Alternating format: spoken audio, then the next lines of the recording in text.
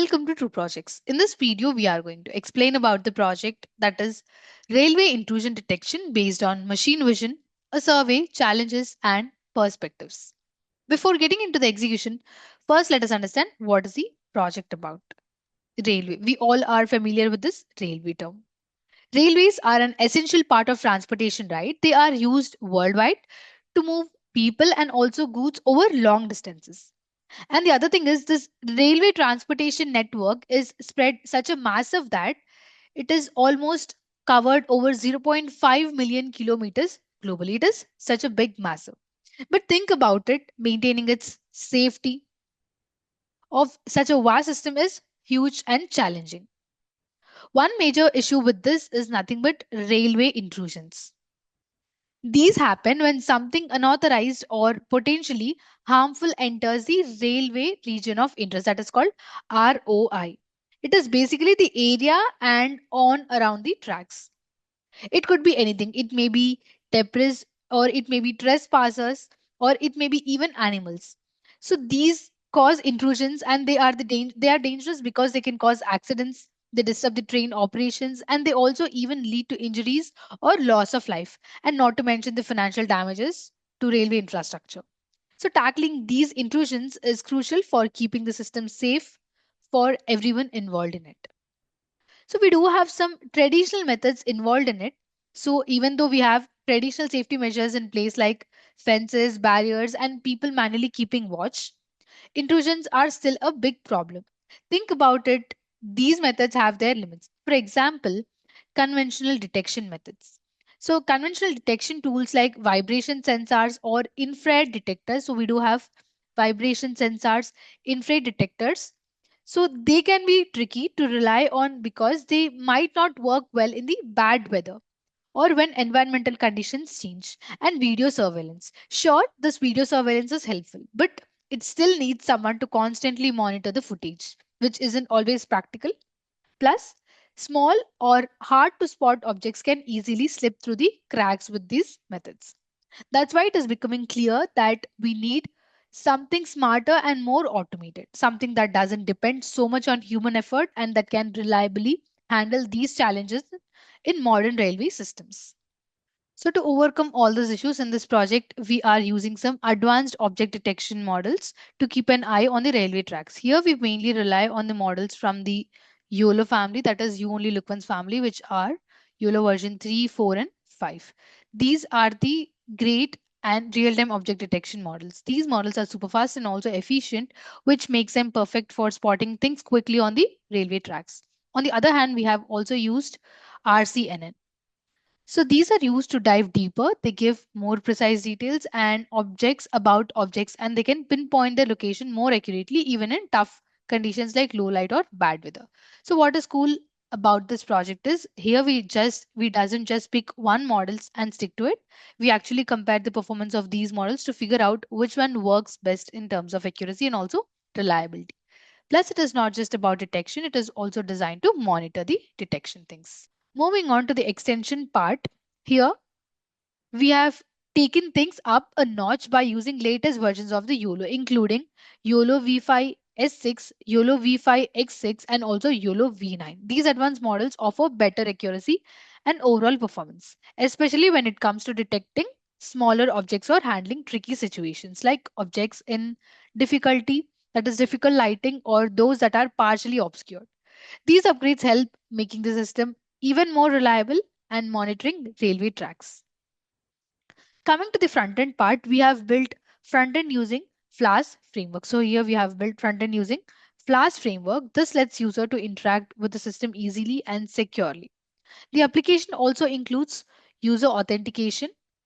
So by this, only authorized users can access it, ensuring the system remains protected while allowing users for testing and feedback. It is all about making the system more practical and user friendly.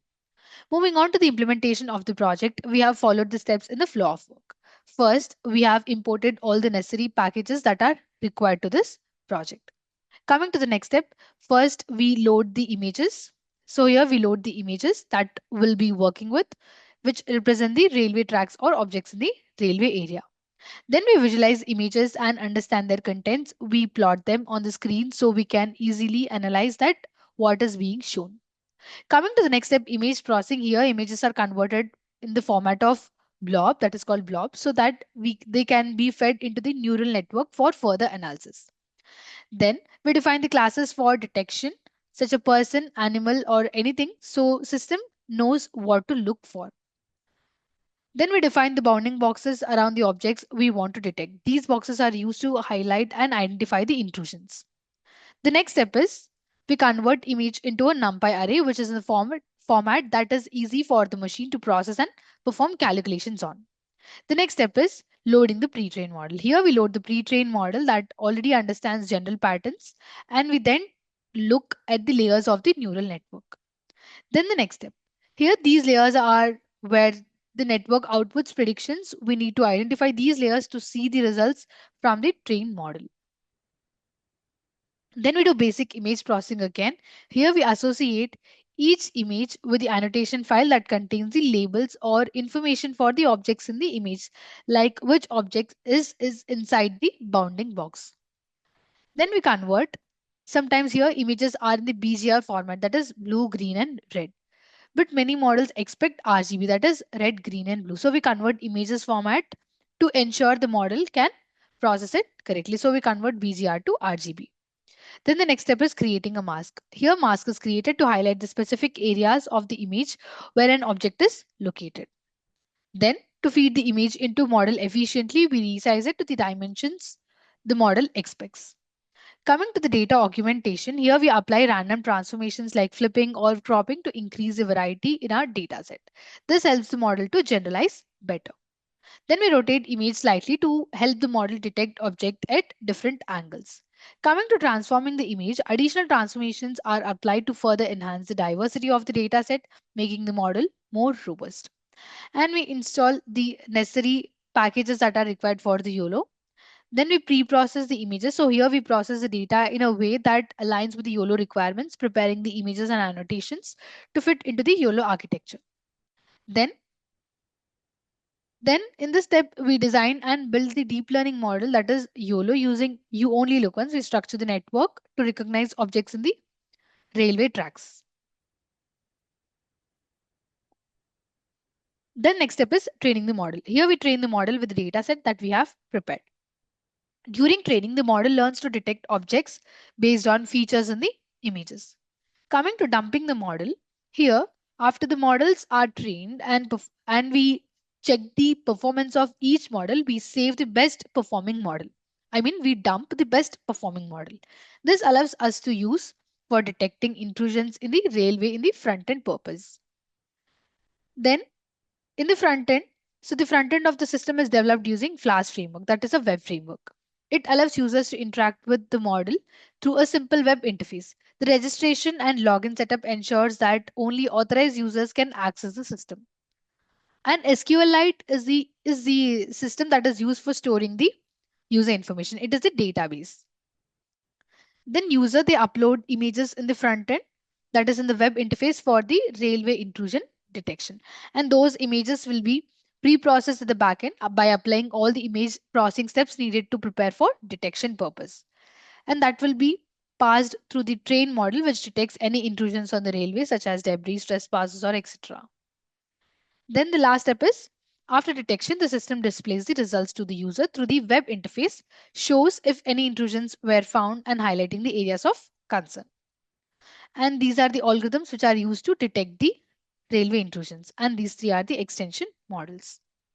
To implement this project, we need basic requirements which are nothing but hardware and software. So coming to hardware, we need operating system of Windows, processor of 5 and above, RAM of 8 GB and above, and hard disk of 25 GB and above. Coming to software, we need application of Anaconda, primary language of Python, front-end framework of Flask, back-end framework of Jupyter Notebook, database of SQLite 3, and front-end technologies are HTML, CSS, JavaScript, and Bootstrap 4. So this is about the theoretical concept, that is the overview of the project. Now let's execute. To execute, we need to open the code folder which contains source code files. Let us open the code folder. So these are the source code files in the code folder of the project. Let us understand each of them. How will they be used in this project? Coming to the static folder, in this we have files related to CSS, JavaScript, and Bootstrap files, which are important for the visual appeal of the project. Then the next folder is templates folder. This folder contains all the HTML pages used in the project. It typically includes files like index.html, about.html, etc., which represent different pages of the website. And here in this four folders, we have the dataset that is used to train the YOLO models for detecting the intrusions, that is railway intrusions. Let us open the YOLO V5 folder. Here we have two subfolders, one is train and valid. Coming to train folder, let's open it. Here we have two more. First, let us open the images folder. Here we have total 901 images of railway tracks that are used to train the YOLO V5 model to detect the railway intrusions. So these are all the images used to train the model. And for locating the objects within this image, we have annotation files in the label folder. So here in this labels folder, we have annotation files or labels for the objects in the corresponding images. Here, each label file corresponds to an image file in the image folder. For example, the first annotation file corresponds to first image in the image folder, which provides the object locations and classes. It provides the object locations and classes within the image. Similarly, for the second image, we have second annotation file. Accordingly, for all the 901 images, we have 901 annotation files. And these annotation files follow the YOLO format. Let's open one file. Here, each line represents a detected object. Here we have only one line, so one object has been detected on the image. So here, this line specifies the object class index, followed by its bounding box coordinates. This is the object class index, and this is the bounding box coordinates. This is the x limit, y limit, width, and the height. These are normalized to the image dimensions. Let's close this. Similarly, we will be having in all the 901 images, 901 annotation files. Let's get back. So images which are in the train folder, whether it is images or annotation files, they are used to train the YOLO V5 model. And coming to the validation folder, images which are in this are used to evaluate the YOLO V5 model. Let's get back. Same images we do have in YOLO V7, YOLO V8 and YOLO V9, but they are annotated differently because each YOLO version requires its own specific type of annotation for training and also for testing the models effectively. Having the separate folders keeps the dataset organized, ensures that each YOLO version receives the correct annotations that it needs to function properly. Coming to this app.py file. This .py file contains the information related to the front-end logic of this project. It includes code written in Python that handles server-side operations such as processing user requests, interacting with the database, and also generating dynamic content to be rendered in the HTML templates. And here we have some model files that contain the algorithm information, which will be loaded into the project code during runtime of the project. And this is the notebook.ipynb file. This is a Jupyter notebook file which contain a combination of code, graphs, and outputs all in one place. It allows users to write and also execute code in individual cells, making it a popular choice for the data science. And this is the signup.db file. This file is a database file which is used to store the user information. Now we need to copy the path of the code folder from the address bar of the file explorer. So copy the path. Now open the Anaconda prompt. It has been opened. Now give the command cd followed by the space, paste the copied path. Now click on enter. Here if you observe, current directory is changed to the code folder's path. Now we have to compile app.py file. So give the command python space app.py and click on enter. This command will execute Python script and perform a runtime check for any syntax errors or logical issues. And after running the app.py file, Flask framework will host the application locally at the default address, which is the localhost and the port unless configured differently. This is the localhost and this is the port. And now we need to copy this local link provided by the Flask framework and paste it in any web browser. I've copied the link. I prefer Google Chrome, so I will paste it in that. Paste the link here, click on enter. So this is the web page of the project, which is displayed in the browser. And this is developed using Flask framework. So we need to sign up first. Click on that. Enter all the registration details if you are registering newly. I have already registered, so I'll directly log in. Click on login. Here you need to give your username and the password. Now click on login. We have logged in successfully and we are redirected to detection page of the project. So here you can see a choose file button, right? Click on that. Open the sample folder. These are the test cases that we will be using for detecting the railway intrusions. So first let us open this one. Let us upload the first image. Click on open and now upload and detect. So the given image will be pre-processed at the backend and then we will be getting the detections in that image. So here if you observe, rolling stone has been detected on the railway track. This is the railway track and this is the stone, that is rolling stone, detected in the railway track.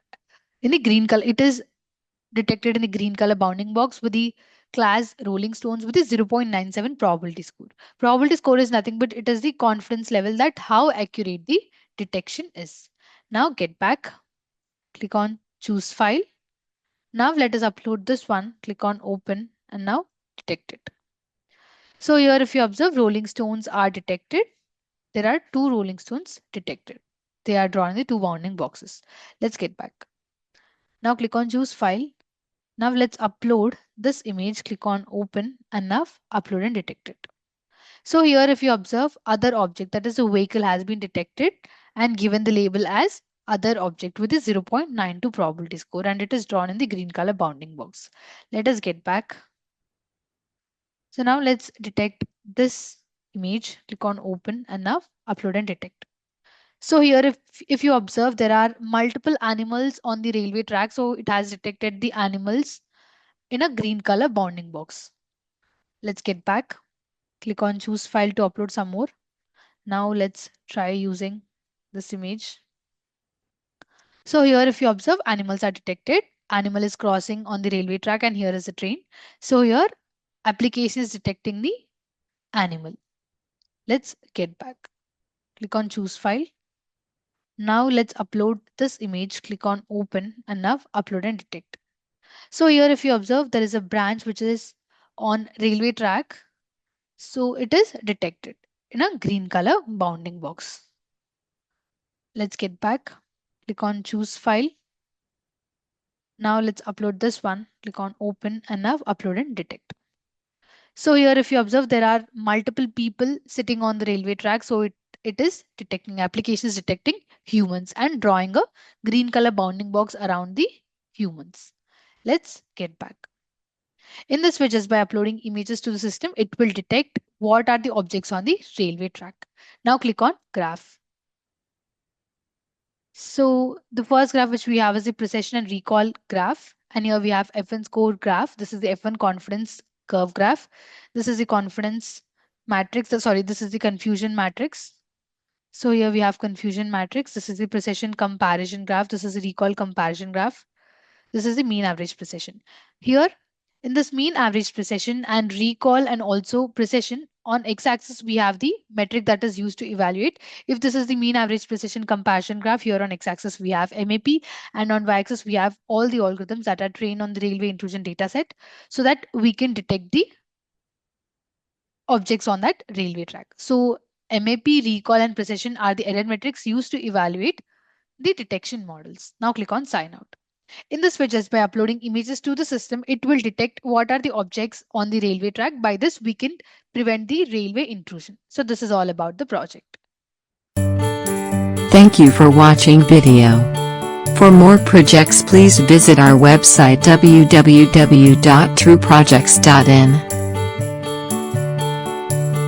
For updates on latest project videos, please visit True Projects YouTube channel and subscribe.